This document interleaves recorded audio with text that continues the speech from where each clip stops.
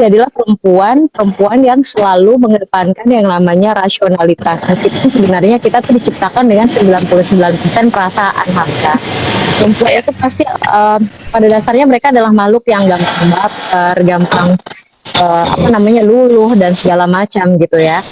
Ya kita juga boleh dibodoh-bodohin sama laki-laki ya. Laki-laki yang notabene misalnya mereka lebih banyak menggunakan 99% logikanya gitu. Jadilah kita meskipun pada saat apa namanya masih pacaran ya tetaplah gitu loh. Jadi perempuan yang harus tahu mengungkapkan ide-ide, pikirannya, perasaannya kepada pasangannya gitu. Jadi kalau kamu merasa bahwa kamu sedang kamu tidak nyaman atau kamu butuh sesuatu, entahkah itu misalnya support, dia bisa memberikan kamu support, modal dan segala macam, ya kamu speak up gitu. Ketika kamu merasa bahwa saya tidak nyaman, kenapa kok ini posesif dia sama saya, kenapa kok kayak overprotective deh gitu, itu disampaikan gitu. Dan sebenarnya kalau yang Aida bilang tadi tergantung pasangan kita support atau tidak, ya itu kembali lagi ke dalam diri kita sendiri, Hamka, mau nggak gitu membangun komunikasi yang baik dengan pasangan gitu. Karena pasangan bisa jadi juga mengekang kita karena dia nggak tahu kita maunya apa.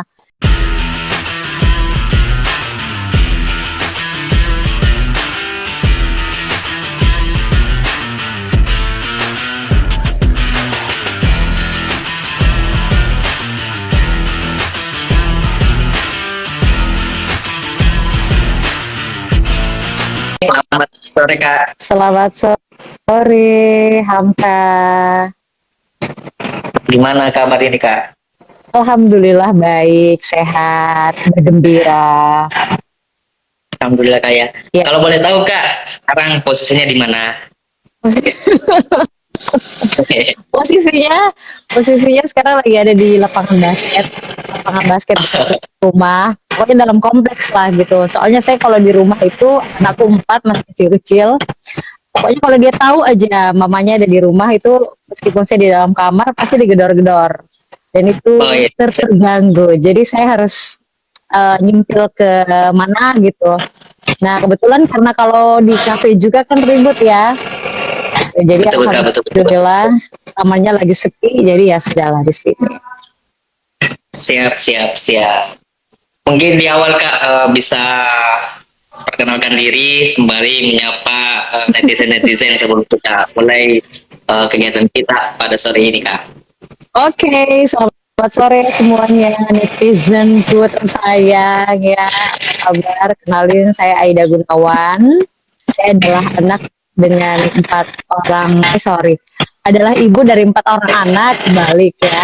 Sehari-hari saya sebagai seorang ibu rumah tangga, perempuan karir juga, Master of Ceremony, dan juga merupakan founder dari kelas komunikasi perempuan namanya Para Perempuan .id atau Para Perempuan Indonesia. Oke, belum follow jangan lupa follow. Siap siap siap. Wow, jadi di tengah aktivitas sebagai seorang wanita karir, sebagai istri, sebagai seorang ibu misalnya, itu tidak menghambat nggak Kak aktivitas Kakak di dunia karir begitu? Dengan peran ganda yang Kakak lakoni saat ini kan tidak menghambat tidak ya kita peran Kakak di dunia publik begitu? Enggak dong ya, karena justru kalau saya di rumah kalau di rumah itu menghambat pikiran saya gitu ya. Justru kayaknya aduh Gitu ya. ya satu saya bukanlah anak rumahan ya. Dia memang dari zaman dahulu kala memang tuh saya anaknya aktif banget lah gitu, aktif berorganisasi, kemudian bertemu dengan orang-orang, bersosialisasi. Saya adalah anak yang suka melipir ke tetangga gitu, say hello, bla bla bla gitu kan waktu masih kecil, sampai kemudian kuliah dan akhirnya menjadi ibu rumah tangga. Itu saya masih aktif sampai akhirnya di kehamilanku yang pertama ya, itu bukan anak pertama tapi kehamilan yang pertama itu masih sempat nge-MC, sempat siaran TV, siaran radio, masih banyak banget lah aktivitas gitu. Sampai akhirnya aku keguguran dan diminta sama dokter untuk istirahat. Jadi terganggunya tidak sama sekali.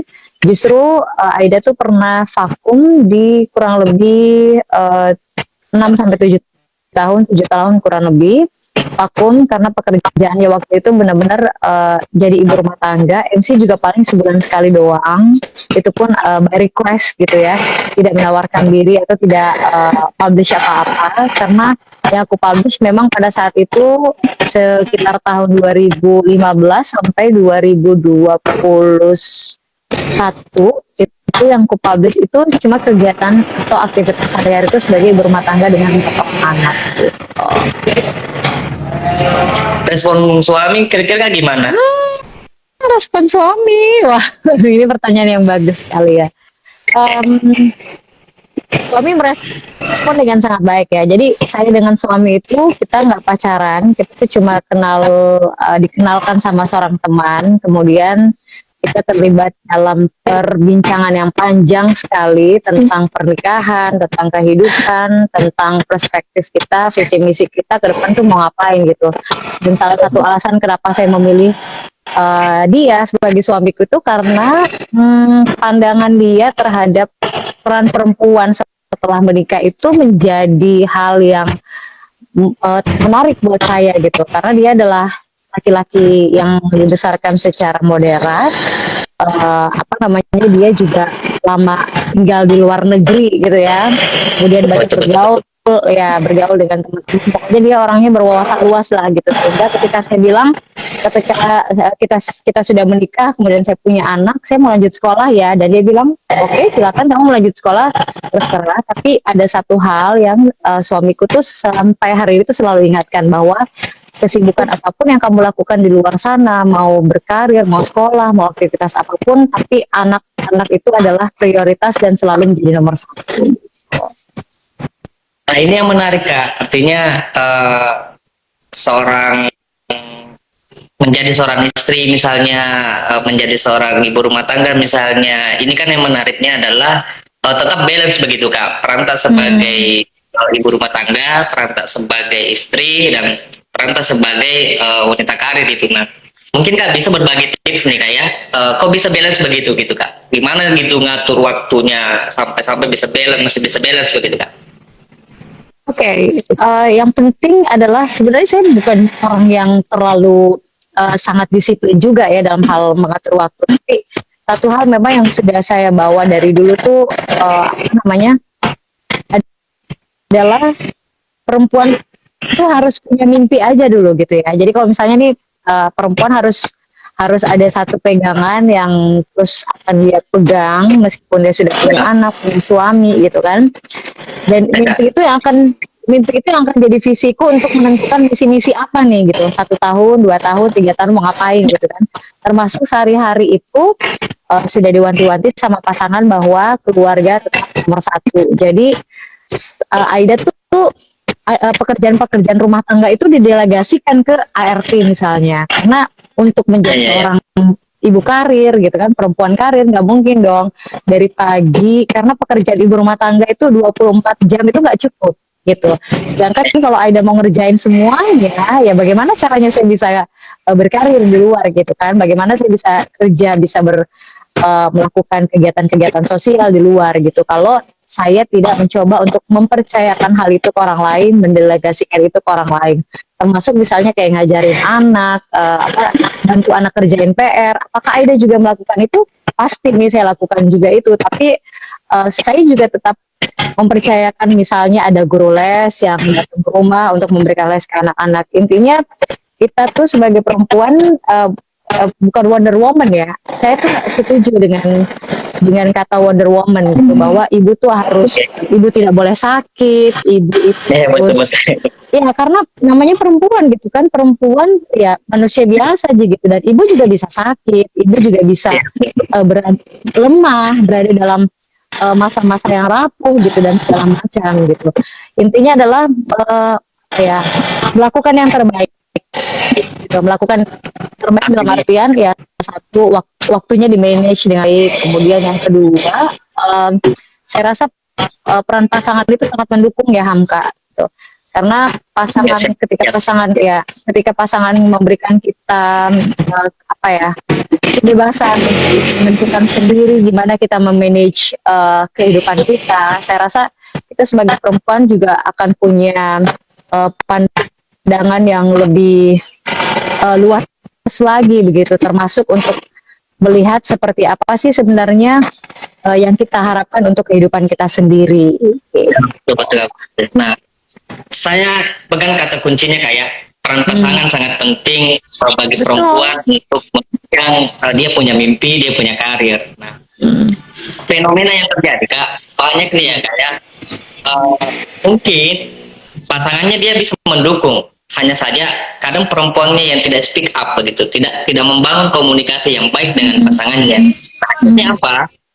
Perempuan menderita secara batin karena menganggap pasangannya tidak mengerti ke dia gitu. Nah, ada nggak nih kita sebagai seorang perempuan sebagai seorang perempuan yang mungkin di masa singlenya dia seorang karir, dia seorang organisasi, sering ikut kegiatan-kegiatan lain misalnya. Nah, bagaimana dia kira-kira untuk speak up begitu Kak, untuk berkomunikasi dengan pasangannya?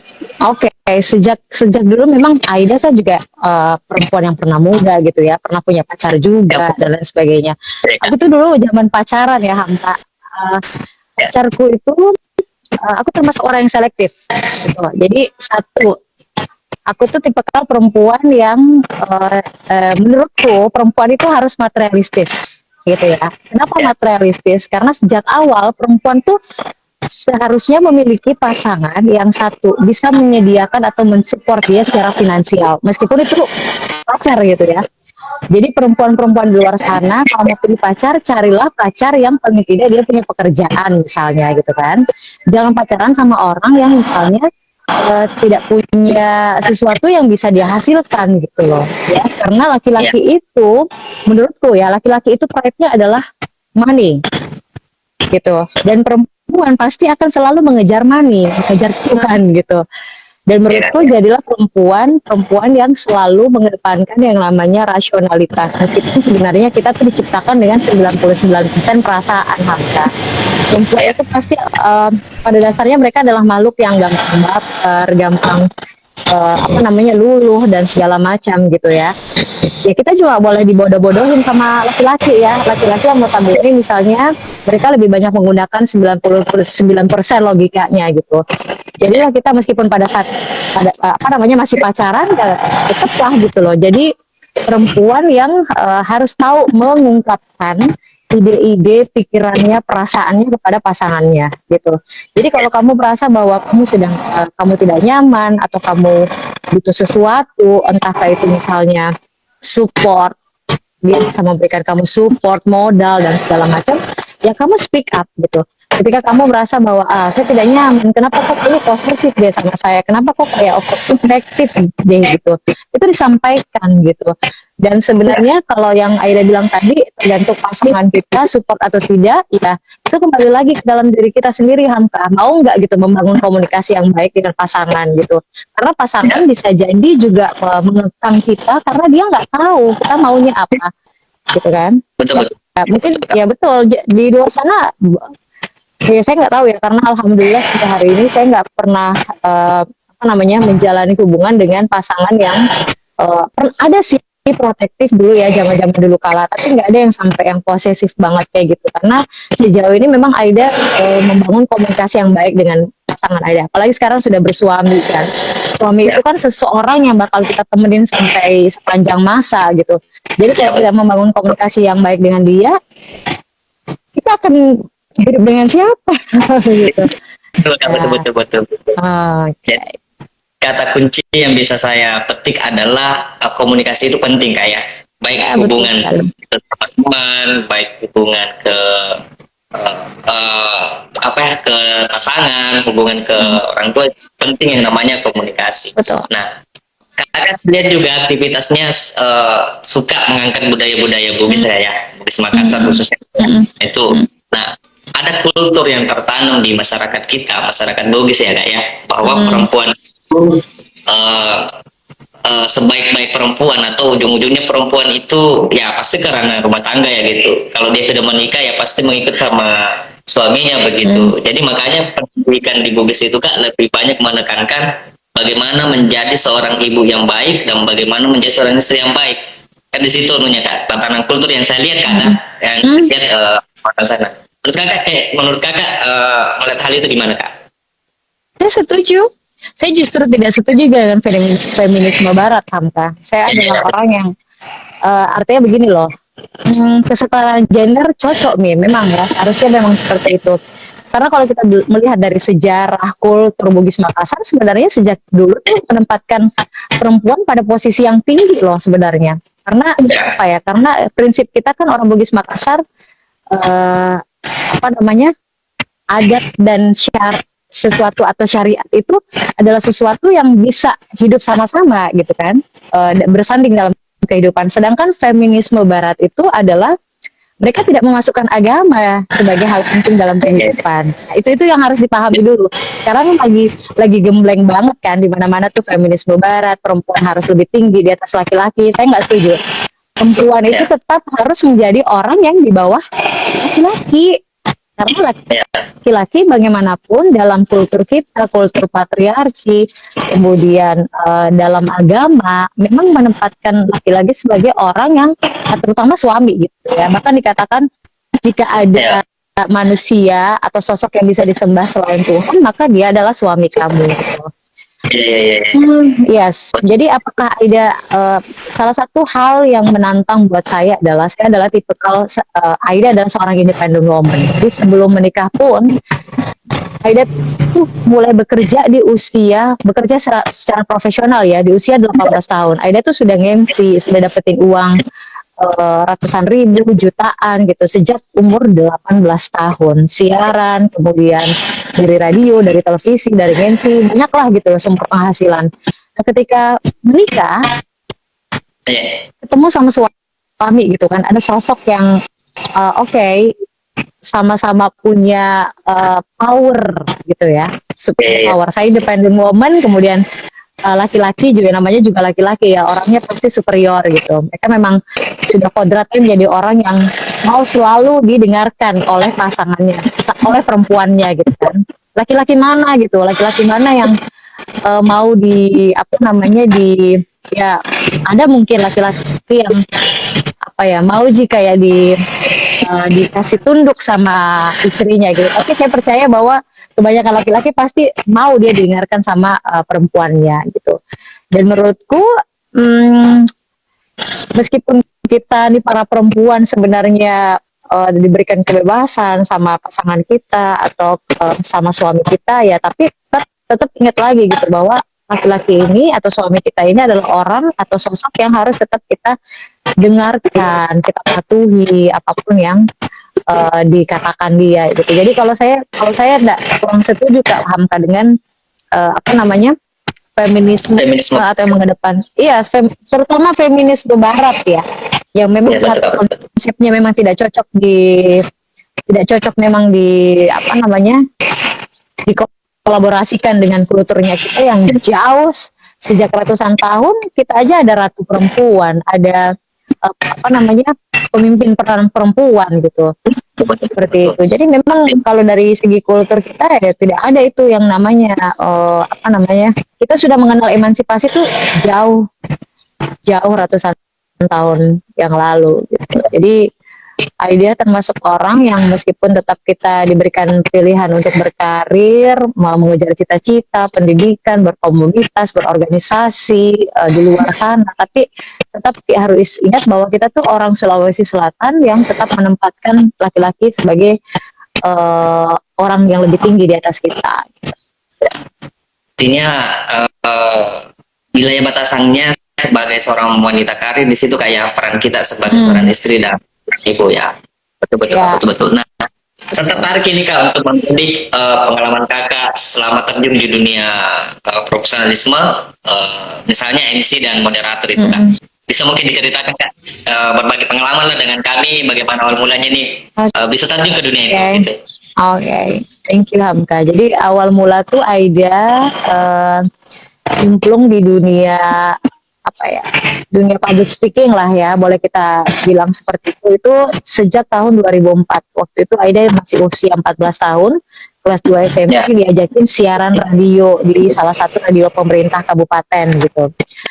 Nyemplunglah di situ kan, diajakin siaran-siaran sama sama temanku, teman sekolahku, dan akhirnya seru gitu, seru lama, kemudian sampai SMA, sampai akhirnya aku tuh berpikir, waduh, gimana Kak ya bisa nggak sekolah tapi nanti di masa yang akan datang tuh bisa Kak jadi seorang MC atau jadi presenter televisi atau orang yang selalu berdiri berbicara di depan umum. Nah, akhirnya cari tahu, ternyata ada namanya jurusan ilmu komunikasi. Udah.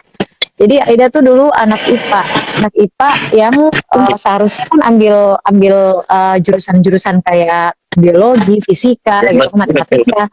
Nah, ya kan harusnya begitu ya. Tapi akhirnya saya sadari gitu. Saya sadari ketika saya SMA dan saya pikir waduh nggak bisa deh, kayaknya masuk IPA deh. Saya harus masuk IPS. Alhamdulillah ya, Aida tuh banyak terbantu di organisasi. Jadi Aida lebih banyak menemukan potensi-potensi, saya mau kemana, cara berpikir yang sistematis, termasuk dengan memetakan kehidupan di masa yang akan datang tuh mau kemana, itu saya dapatkan dari organisasi. Nah, SMA saya sadari, oh ya, saya harus masuk komunikasi. Akhirnya dari IPA, saya tuh balik ke IPS. Jadi setelah lulus SMA, saya langsung ambil persiapan masuk perguruan tinggi, tapi ambilnya IPS. Jadi langsung dari awal itu Aida belajar lagi ekonomi, geografi, sejarah dari awal, ya kan? Karena kelas 2, kelas 3 itu anak IPA kan tidak pernah ketemu sejarah, geografi dan sebagai macam ekonomi gitu. Ya udah di IPS concern, ikut les, ditanyain tuh Aida nanti mau masuk apa? Oh, saya masuk komunikasi di Unhas. Tembak komunikasi Unhas, alhamdulillah masuklah di komunikasi Unhas. Jadi akhirnya pekerjaan MC yang sudah saya geluti bertahun-tahun itu nyambung dengan kuliahnya saya di ilmu komunikasi Unhas kan. Gitu. Sampai keterusan deh masuk di TVRI Sulsel, kemudian jadi moderator juga. Karena basicnya backgroundnya kan punya radio ya, kita tuh sering wawancara orang.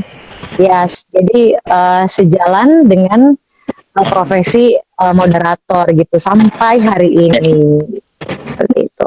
Nah, oke, menarik Kak, spill tentang jurusan ilmu komunikasi.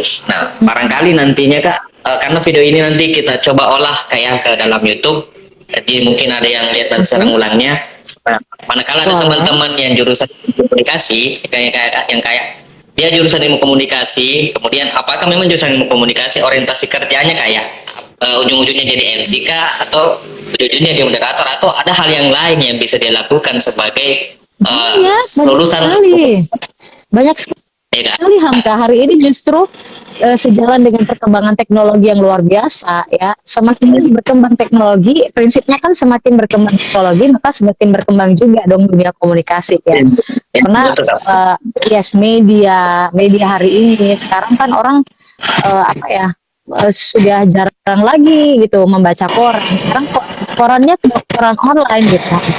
Jadi ini menjadi sebuah kesempatan yang besar sekali untuk lulusan-lulusan komunikasi seharusnya. Jadi untuk teman-teman yang lagi kuliah komunikasi, ya ini menjadi hal yang perlu kalian perhatikan gitu, bahwa di masa yang akan datang ini akan menjadi dunia yang luar biasa yang kalian bisa garap gitu. Dan saya tuh di zaman kuliah dulu pernah dapat satu quote gitu ya. Siapa yang menguasai media, maka dia akan menguasai masa depan gitu. Jadi kalau hari ini teman-teman belajar komunikasi, belajar media massa, belajar gimana memperbaiki atau membangun personal branding, produk branding gitu, termasuk kayak edarininfo.com itu kan jadi salah satu pundi-pundi yang bisa dibesarkan ya, 2 tahun, 10 tahun yang akan datang bisa menjadi sebuah media besar gitu. Artinya adalah era digital ini itu sebenarnya kesempatan bagi teman-teman yang mengambil jurusan ilmu komunikasi kayak khususnya bagaimana mungkin dia membangun personal branding melalui menggunakan media dengan baik. Nah, kalau kita flashback Kak ya, andai kata coba Kak, Kak Aida adalah seorang mahasiswa S1 ilmu komunikasi di era digital ini. Kan dulunya masa Kak Aida kan seperti ini kan Kak. Nah, Ya betul, perkembangannya tidak anggaplah kalau Kak, ya, anggaplah kalau Kak Aida saat ini sekarang sementara menjadi mahasiswa ilmu komunikasi, apa yang kira-kira Kak Aida lakukan gitu? Selain kuliah? ya, saya bikin perusahaan lah. Saya bikin platform. Jadi kayak gini loh. Yang saya lakukan hari ini kayak di Para Perempuan Indonesia menjadi konsultan PR itu adalah kegiatan-kegiatan yang sejak kuliah memang sudah sering saya lakukan gitu kan, karena memang background saya kan S1 Public Relations gitu. Jadi alhamdulillah tuh sangat terbantu Kak, hari ini Hamka, bagaimana saya bisa menjadi konsultan public relations, membantu beberapa beberapa orang atau beberapa kelompok untuk membangun branding mereka di sosial media. Itu Aida merasa sangat terbantu dengan ilmu yang sudah Aida pelajari di masa lalu. Nah, apalagi anak-anak zaman sekarang kan yang S1 dengan kecanggihan teknologi yang luar biasa seperti ini.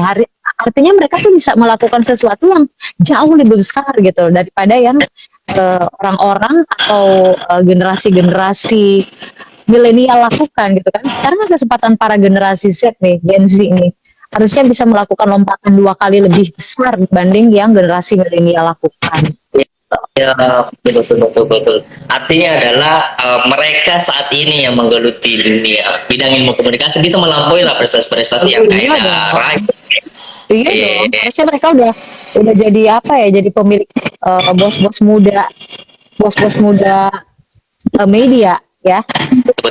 Betul. Dengan yang Aida lakukan hari ini kan, misalnya dengan membangun para perempuan Indonesia yang merupakan kelas komunikasi bagi perempuan Indonesia, itu kan sesuatu yang menjadi unik ya hari ini gitu, karena memang belum ada kan di Makassar dan Sulawesi Selatan gitu. Dulu mana ada gitu, maksudnya dulu kan belum kepikiran bahkan bikin kelas-kelas seperti ini, karena kita tuh pikirnya dulu komunikasi itu ya untuk banyak orang, tapi sekarang semakin berkembang zaman, ternyata persoalan perempuan itu semakin kompleks sehingga dibutuhkan memang kelas khusus untuk memperbaiki atau membangun skill komunikasi mereka dengan baik. Ya betul Kak, betul. Nah, ini yang menarik Kak. Tadi saya sempat juga tangkap mention Kakak mengatakan bahwa menjadi seorang public speaking. Nah, ini kan tidak semua orang bisa menggeluti dunia public speaking Kak. Misalnya orang yang introvert, orang yang pemalu. Nah, menurut Kakak, apakah seorang introvert itu tidak bisa berkesempatan untuk menggeluti dunia public speaking atau masih bisa memiliki kesempatan untuk menurut Kakak gimana? Hamka, jangan salah, justru kebanyakan public speaker di dunia ini itu kebanyakan adalah orang-orang introvert. Orang introvert, yes, karena mereka introvert, mereka akan memikirkan dengan secara detail apa yang akan mereka ucapkan. Ya, beda dengan orang-orang extrovert kan kadang-kadang apa yang ada di kepala mereka nggak sempat pikirin, langsung aja keluar gitu kan. Sedangkan public speaking kan adalah ilmu berbicara, bagaimana kita tuh bisa mengeluarkan kata-kata dengan baik di depan umum. Nah, kata-kata ini kan tidak keluar begitu saja, nggak asal ngomong, tapi dipikirkan gitu. Ada strukturnya, ada polanya, ada rumusnya, dan orang-orang yang memikirkan hal itu adalah rata-rata orang-orang introvert. Introvert, betul. Yes. Jadi kalau orang introvert ini, kalau mereka mau belajar dan mengasah kemampuan mereka, jangan kira dulu bahwa mereka tidak pemalu, saya tidak bisa berbicara di depan umum. Sebenarnya mereka bisa kalau mereka belajar dan mau melatih diri mereka berbicara di depan umum. Justru orang-orang introvert ini adalah orang-orang yang lebih bisa menguasai seni berbicara ini dengan baik gitu, karena mereka mempersiapkan kata-katanya dengan baik, memikirkan kata-katanya dengan sangat baik. Betul Kak, betul. Apalagi orang-orang introvert yang lebih cenderung memiliki ide kreatif ya Kak ya. Mereka lebih cepat menemukan ide kreatif, betul. Jangan salah sama orang introvert ya. Betul Kak, betul. Iya, orang-orang introvert tuh diam-diam ngancam ya. Ya betul Kak, betul. Iya. Jangan salah. Nah, ngomongin tentang perempuan kak, saya lihat juga aktivitas kakak ya. Menurut saya kak ya, menurut kami kakak ini sudah masuk kategori perempuan mandiri ya kak ya. Nah, berbicara tentang perempuan mandiri, menurut kakak perempuan mandiri itu yang seperti gimana sih kak? Ya, Perempuan mandiri bukanlah perempuan yang gimana ya? Menurut aku tuh perempuan mandiri itu adalah yang mandiri itu punya batasan ya. ya, Perempuan mandiri bukan dalam artian kamu adalah perempuan mandiri yang tidak membutuhkan bantuan laki-laki. Saya tidak setuju itu karena biar bagaimanapun semandiri-mandirinya perempuan mereka akan tetap membutuhkan laki-laki. Ya. ya, Meskipun kalau uh, kalian lihat di dunia ini, kalau misalnya rata-rata janda pasti bisa lebih lama bertahan tanpa laki-laki ya. Sedangkan para duda sulit ya untuk lama bertahan dengan tanpa pasangan gitu ya. Perempuan mandiri adalah perempuan yang bisa menyampaikan, melakukan sesuatu yang dia suka dengan caranya sendiri. Gitu. Entah misalnya dalam hal finansial, dalam segala aspek, termasuk dalam karir mereka. Gitu. Jadi mereka tetap bisa mengembangkan potensi diri mereka tanpa harus mendapatkan ya meskipun misalnya ya perempuan mandiri kan apakah harus punya pasangan dulu Aida? Lantas apakah harus tidak punya pasangan dulu? Lantas perempuan ya, bisa dikatakan sebagai perempuan mandiri?